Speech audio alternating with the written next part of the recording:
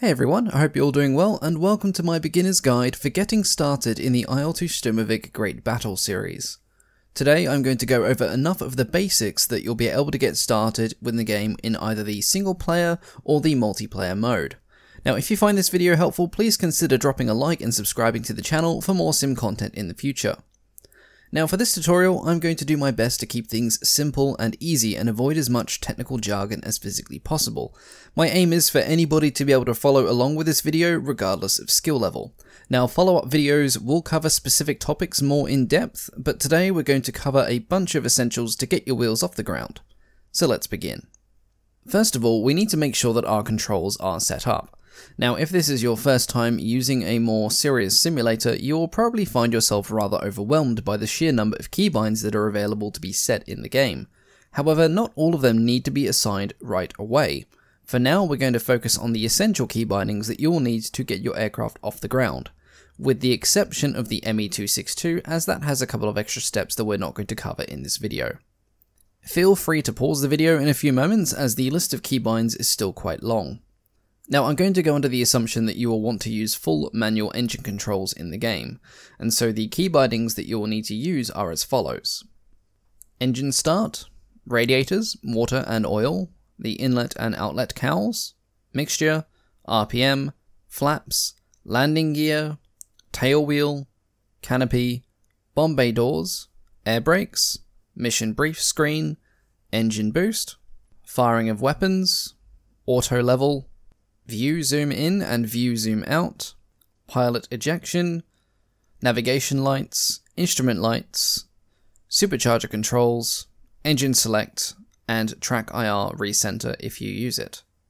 The next thing to look at is equally important, and that is sensitivity curves. Now a lot of joysticks will feel incredibly sensitive in IL-2 unless you tweak these input curves and add in dead zones. So here's how we do that. First of all, make sure that you have a joystick selected in the Input Devices menu. Now in the key mapping menu, you'll need to bind your joystick to pitch, roll and yaw if you have not done so already. To do this, simply click on a blank field to the right of the plane input control you want to use, and move the axis of your stick that you want to use for that particular input. Once your joystick axis has been set, you will have the option to adjust the input responses. In this menu, you are able to adjust the input sensitivity and apply dead zones to the center and the edges of the input curve.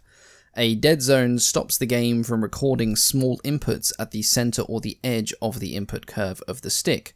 Now this is very useful for sensitive flight sticks or older flight sticks that are not as stable around their center points anymore. To give you an idea of where to start, this is my personal setup whilst using my Thrustmaster T16000 HOTAS. It won't be identical to other flight stick setups, but this should be a good foundation for you to work on if you have no idea where to start. One final thing you may also want to adjust is the game's sound level. IL-2 is loud, like really loud. And I have my game's master volume turned all the way down to around 3%, and everything can still be clearly heard, so just something to bear in mind there. Now that we've set up our controls, it's time to actually have a go at flying the aircraft. The first thing you will want to do is some more practice flights before you hop into a single player campaign or a multiplayer server. Now you can do this by creating something called a quick mission. On the main menu there will be a button for this, and it will take you to a screen with a large map and several icons which represent the types of missions that you can set up. For now we are going to do a simple solo flight, so you will want to select the icon with a single aircraft on it. On the left, a window will pop up that allows you to select what plane you want to use. For the purpose of this lesson I will use the Yak-1 as it comes with the base game, so everyone will be able to follow along if they want to. At the bottom of the window will be a drop-down menu that lets you select the start position of the mission. Today, we will be starting parked on the airfield as we want to practice takeoff and landing. On the bottom right of the screen, you can set up the realism settings for your flight. Now on the screen here are the settings that I will be using for this particular mission.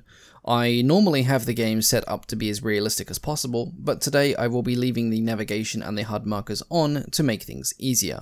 On the top right of the main screen, you can select the location, year, and season for your flight, and at the bottom of the screen, you can adjust things like time, weather, ground targets, etc. For now, we're just going to leave everything as it is.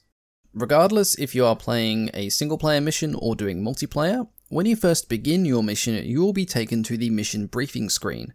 This contains some key information that you should always consider. The first thing that you'll notice is a map of your mission area. Depending on the mission type, it will show a number of things.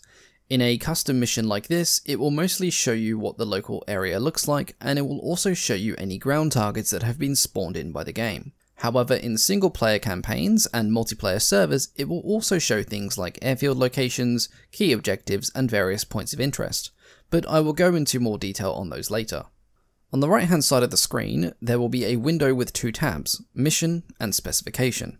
The Mission tab will usually have a lot more information than this, but this is a practice flight. The Specification tab, on the other hand, is bursting with information, and you should always reference it, especially when trying out a new aircraft for the first time. This tab provides so much information that it really needs its own video, but in a nutshell it will give you key information about your aircraft, including your aircraft's limits, such as stall speed, maximum speed, G-loads, surface ceiling, climb rates, etc. It will tell you what the takeoff and landing speeds should be in its current configuration. It will give you information about its engine performance, optimal temperature ranges for the cooling systems, loadout specifications, physical dimensions, and also provide you with a list of its operational features. I cannot stress enough how important this page is for you to get the most out of your aircraft's performance, so always reference this before you start a mission. At the bottom right of the mission briefing screen is the setup menu. This allows you to set up your aircraft's configuration for the mission. This includes selecting specific weapon loadouts, fuel loads, gun convergence, engine and navigation modifications, cosmetic changes such as paint jobs, and unique pilot models. Sometimes it is hard to predict if certain maps are covered in snow or if they are not, and there is no point bringing a white winter camouflage to a brown autumn landscape. So a good way to check this is to look outside the hangar doors in this menu, and it will tell you what sort of terrain to expect. If it is green, there's going to be no snow. If it's white, it's going to be all snow. Once you have the aircraft set up to your liking, it's time to take it out for a flight. Depending on your difficulty settings, or the settings of a multiplayer server, you may have critical information of your aircraft displayed in a useful HUD on the bottom left of your screen. This will display things like your heading, the amount of Gs your pilot is feeling, your airspeed, altitude, and the amount of ammunition you have available. This HUD can usually be toggled on and off using the I key, or whatever keybind you have allocated for it. If you don't have this HUD available, you will have to familiarize yourself with the instrument panels of your aircraft, and for the best experience, this is the recommended way of playing the game anyway. For the Yak-1, the most important dials are in the center of the console. Before starting your engine, it is recommended to set your mixture to 100% if your aircraft has manual mixture controls, and RPM should also be set for 100%. Once this is done, you can go ahead and press your engine start key, which will begin the automatic startup sequence. For the Yak, you need to have the throttle opened a bit by a couple of %, and this is the same for a lot of aircraft in the game. A throttle percentage of 2 to 5% should be adequate enough for this. Once the startup procedure is complete, you can throttle back down, and then depending on the temperature conditions, you can open your oil and water radiators if your aircraft has manual controls for these systems. Depending on the aircraft and your payload weight, it may be necessary to use flaps to aid in takeoff, and for the purpose of this video I will be using flaps to demonstrate their use. Once you're ready to take off, you should close your canopy. Depending on the airfield, you may be required to taxi to a runway. However, we are taking off from a basic grass airfield that has no designated runway strip, as you can see on the map by the highlighted red area. If there was a runway, there would be a long, dark rectangle to represent it, as well as taxi lanes. Takeoff may seem simple, but there are a couple of things to consider, and to demonstrate this, let's throttle up to full power and attempt to take off.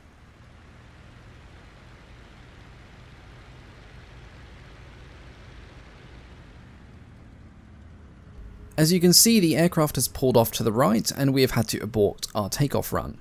This is due to the large amounts of torque generated by the spinning propeller. Depending on the propeller's rotation, this will make your aircraft want to turn to the left or the right when moving along the ground.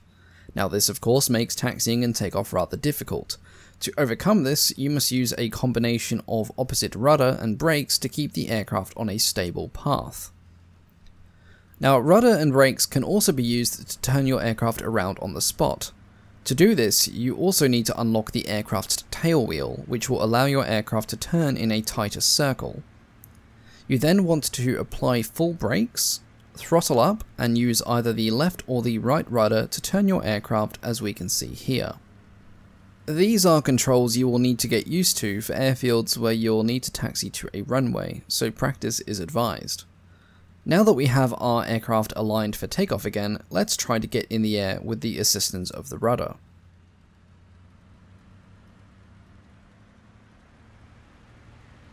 As you can see, the yak wants to pull to the right, but I am using left rudder to correct this, and as we pick up more speed, the aircraft begins to level out, and the pull to the right becomes less pronounced as the air rushing over the airframe helps to keep the aircraft stable.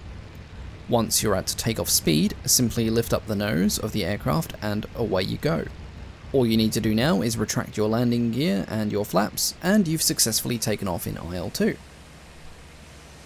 The Yak 1 has manual controls for all of its systems, and in general it can handle a lot of time with the engine being used at full power.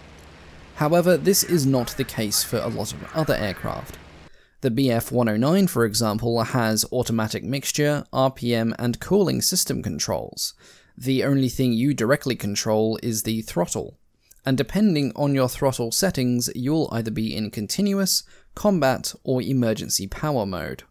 Combat and emergency power put far more stress on the engine and cannot be used for long periods of time. This is the same for a lot of allied aircraft such as the Spitfire. However, with the Spitfire you still need to manually control the aircraft's engine RPM. In conclusion, you should always check the systems of your aircraft before takeoff, as some will require far more manual control than others. Landing your aircraft can be both difficult and easy at the same time, depending on the aircraft, but the golden rules for landing are as follows.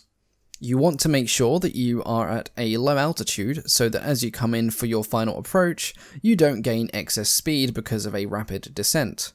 You want to line up your approach to the airfield a few kilometers out so that you have time to make adjustments as necessary. Begin to throttle down and reduce power so that your airspeed begins to drop. When you reach the safe airspeed for deploying flaps and landing gear, you should do so. Remember, these speeds will be different for each aircraft, so be sure to check their specifications in the mission briefing.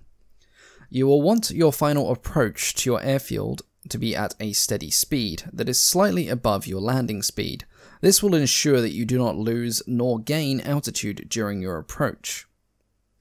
About 1 kilometer from the airfield, you should dip your nose down to bring your aircraft in line with the bottom of the runway, or the bottom of the airfield as we have here. When you are almost at ground level, you will need to level out your aircraft and adjust your landing angle of attack. Depending on your landing gear setup, this will vary, but with the Yak, you will want to land at an angle where the front two wheels and the tail wheel touch the ground at approximately the same time. If you've landed at a safe speed, there should be minimal bouncing on the ground, and then you can begin to apply your brakes and bring the aircraft to a safe halt. And that's how you complete a successful landing. Now that we've covered the absolute basics of flight control, let's have a look at the different ways that you can actually play IL-2, starting with the single player modes.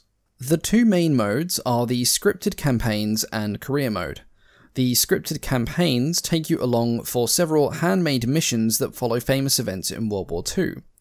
Whilst fun, a lot of them are locked behind additional DLCs, and they don't take a long time to play through. Career mode, on average, is the more popular of the two. You choose an era of the war depending on what content you own. You then pick a faction and get to create your pilot. Once that is done, you get to pick the squadron in which you will fly with.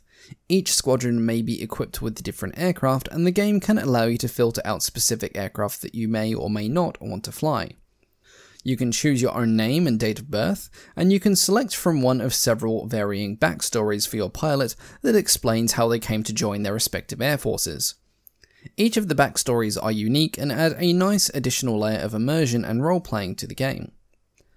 Once you start up the career mode for your pilot, you are taken day by day through the campaign in which you are fighting. Each day and week the tactical map is updated, you fly different missions, and you are able to view your statistics and those of the people in your squadron. The game mode also allows you to adjust the difficulty as you go, so nothing is locked in at the beginning, and every few days you get to read cool newspaper snippets that let you know how the war is going for your pilot. Overall, it is a fantastic way to play the game if you prefer to fly solo. But for those of us who want to play online, there are the multiplayer servers. The multiplayer servers for IL-2 are all individually owned and operated, and will have different settings, rules, maps, and gameplay experiences on offer. If you open up Google and search for IL-2 multiplayer servers, you should find a link for a forum page where a lot of these servers are advertised. Unlike first-person shooters, having a slightly higher ping does not affect gameplay as much, so if you're like me and you live somewhere away from the major time zones, you will still be able to join most of the major servers and have relatively good performance. Now, most multiplayer servers tend to operate on very realistic settings, so no markers, minimal HUDs, and you often have to navigate without any navigational markers, meaning that you won't have an icon on the map that shows your exact location. Because of this, some practice beforehand is advised.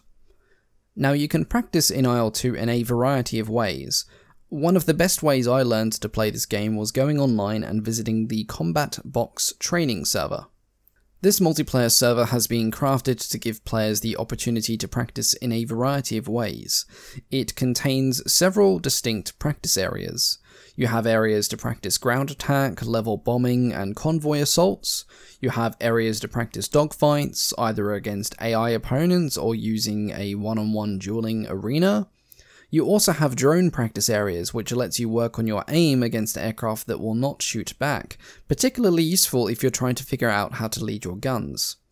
No matter what aircraft you want to use, you will be able to use it on this server and practice safely. I cannot recommend it enough, and it is definitely a good place to practice. Another way to practice is to set up a quick mission depending on your desired needs.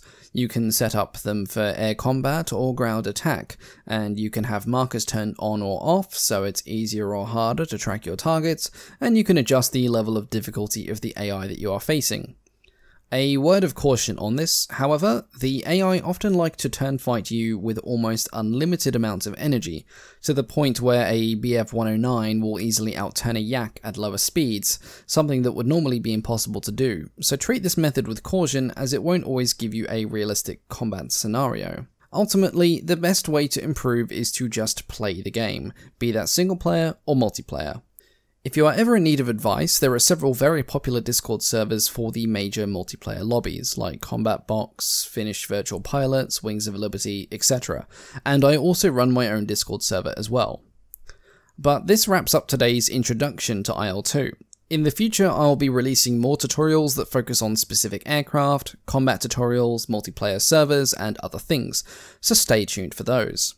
Until then though, I hope everyone found this video helpful, and thank you all very much for watching, and I will catch you all next time. Goodbye.